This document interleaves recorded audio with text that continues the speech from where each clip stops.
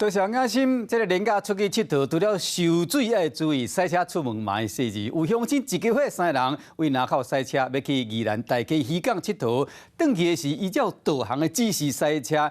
伫一个转弯的所在，直接就将车驶入鱼缸内。加在车窗有拍开，加上鱼缸及时到3工，人才救起来。附近的乡亲就讲，迄个路口发生在落海意外，已经毋是头一摆。时常外地游客相信导航的指示，迄若无注意，就会栽入鱼缸内。 一台白色轿车直接驶入港口，后一秒规台车栽落去水内底。过一时间，发现有人伫咧喊救命，奥多摆停落来，随等救生裤啊。佮发现有2个人扑伫咧水面上，佮等玻璃拢会伤化。另外一个倒先生目镜跳落水救人，将一家伙仔3个人救上岸。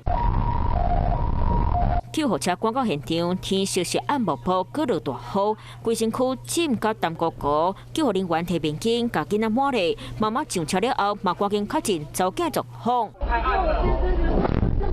有路了，然后我们快点开门，因为整个很快就沉下去了。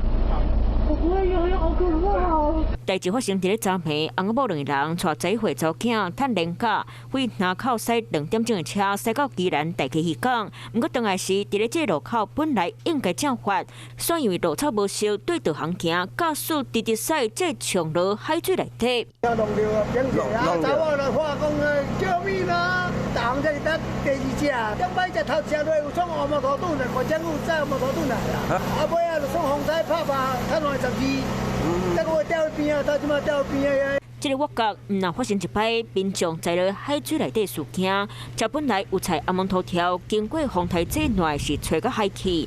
当地民众希望这个车会当加经过漂失，避免个游客发生意外。 Hello， 我是冯维之。想要抢先掌握最及时的新闻资讯吗？赶快订阅、按赞、开启小铃铛，锁定华视新闻 YouTube 频道。